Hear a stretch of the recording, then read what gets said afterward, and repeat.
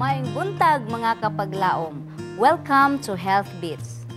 A large oval fruit of the coconut palm serves several healthy functions for you and me. Coconut is almost a complete food because it contains carbohydrates such as dietary fiber, starch, and sugar. It has also protein and fats as well as vitamins and minerals. For your information, coconut is good for the heart. It improves the heart health because of the presence of a healthy fat in the form of lauric acid, a medium-chain fatty acid that has no negative effect on serum cholesterol.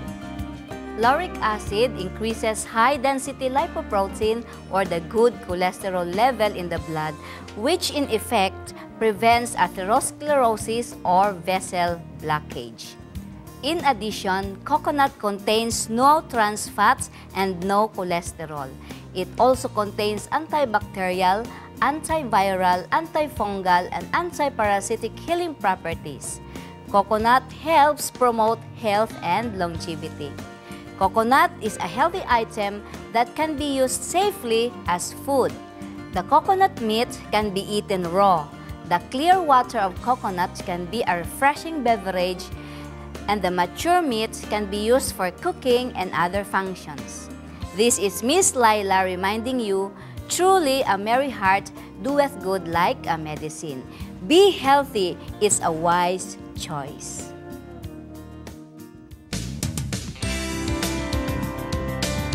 This program is made possible by Mr. and Mrs.